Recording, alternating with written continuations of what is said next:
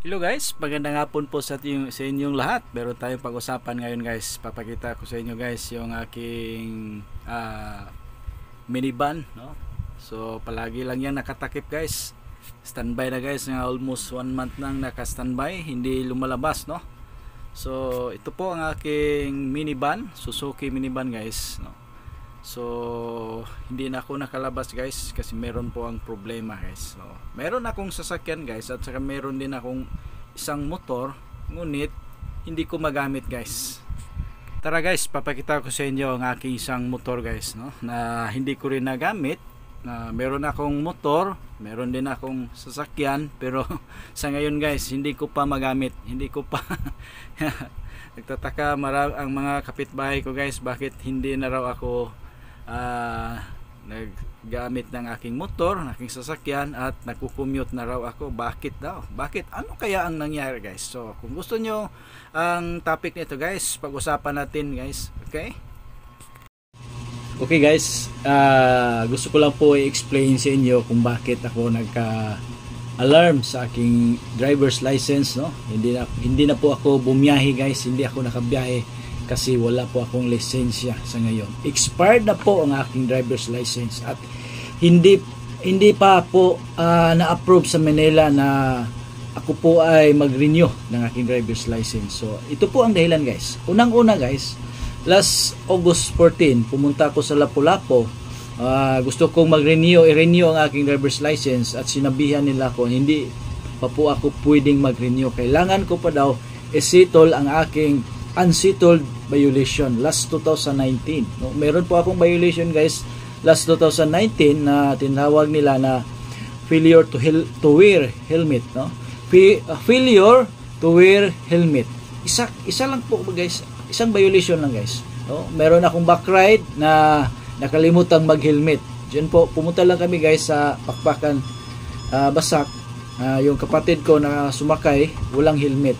Yan po ang violation guys. Ang problema doon, hindi nila kinuha yung aking lisensya, POP, no? So nakalimutan kong magbayad, no? Hindi ko nabayaran yung violation ko guys. So mga 5 taon, so gusto ko nang mag-renew. Yan po ang violation ko. Mayroong alarm. So ang hirap lang doon guys, kapag matagal na hindi mo binayaran, no? Malaking proseso na. Hindi na nila kayang i-cater dito sa Lapu-Lapu. Pinapunta nila ako doon sa Cebu City, Region 7. Pagdating ko doon sa Region 7, binigyan nila ako ng mga requirements. Hinanapan nila ako ng resibo sa TOP. Nawala yung resibo sa TOP. Kinailangan daw meron ako affidavit of law sa abogado. At saka yung motor ko guys, na ibenta ko na. So, nangailangan sila ng deed of sale sa aking motor. Tapos, undertaking, yung portal ko. So ang problema doon guys, binigay sa akin yung mga requirements, hindi masyadong in-explain sa akin kung ano ang dapat gawin, lalong-lalo na yung sa portal. Paglabas ko sa LTO, mayroong mga tao sumalubong sa iyo, no? Yung mga tinatawag na fixer ba, sila yung mag-explain sa iyo, sila yung mag-guide sa iyo kung anong dapat gawin. So ang ginastos ko doon 1,900. After that guys, na process ko, na-comply ko ang mga requirements, ipinasa ko sa LTO. Sabi pa nila, after 2 weeks mo, babalik ka rito kung walang reply, kung walang email ang LTO. So, hintayin mo na mag-email ang LTO sa iyong Gmail. So, yun na po guys. After 2 weeks, bumalik ako sa LTO kasi walang email ang LTO eh. Nag-follow up ako, sabi nila, wala pa rin daw, wala pang response ang LTO. After 1 week guys, bumalik naman ako guys upang mag-reply, mag-follow up, no? Wala pa rin. Nakatatlong beses na akong bumalik sa LTO upang i-follow up ang aking violation, upang mabayaran ko na ang aking violation. Wala pa rin guys. Sabi pa ng LTO guys sa Region 7, Sir, naipasa na namin sa LTO Manila ang papilis mo, ang papers mo. Wala pa silang response. So, meron pa nga dito sir, July pa, hindi pa lumabas ang kanilang papers. Wala pang response, no? So ang hirap talaga guys.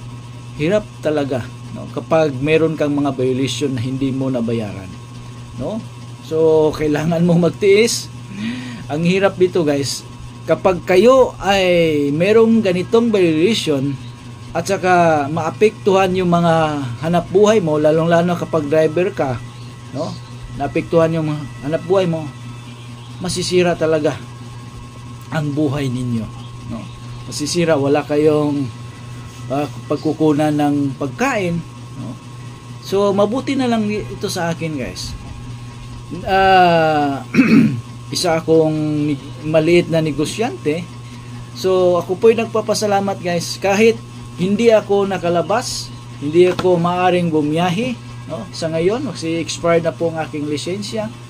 So ako po'y nagpapasalamat sa pamangkin ng aking wife na si Rilin. Ang kanyang husband guys na si Eric, no, ay marunong mag-drive kasi driver po siya ng Gardenia, no? Tumutulong sila sa amin guys.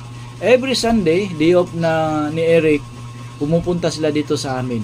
Siya po ang tumulong, siya po ang nagda-drive, no?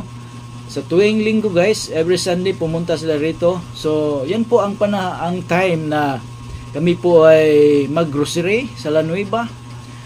Bumili kami ng bigas, mga soft drinks, mga lahat po ng pangangailangan dito sa aming mini grocery. Si Eric po ang nag-cater na mag-drive, i-drive kami. So malaki po ang pasalamat namin kay Eric.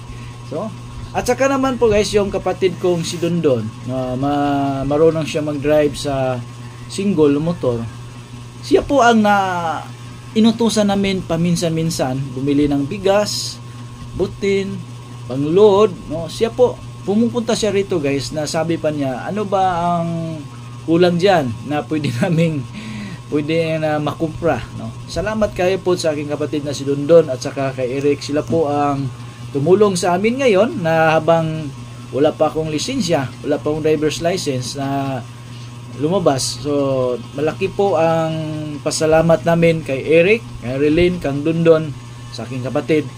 Thank you very much sa inyong lahat, no? At saka guys, isang payo ko lang sa inyo, no? Ingatan ninyo ang inyong driver's inyong lisensya, no? Huwag kayong gumawa ng violation, baka matulad kayo sa akin. Ang tagal-tagal guys, no? So maraming mga driver guys na violator talaga. So kaya huwag nyo silang tularan kasi napakahirap, lalong-lalo na po nga kapag ang hanap buhay nyo isang driver, nagtatrabaho lang kayo, baka makulban kayo ng kaldero, wala kayong pambigas. So hanggang dito na lang po. Maraming salamat po guys. Bye bye.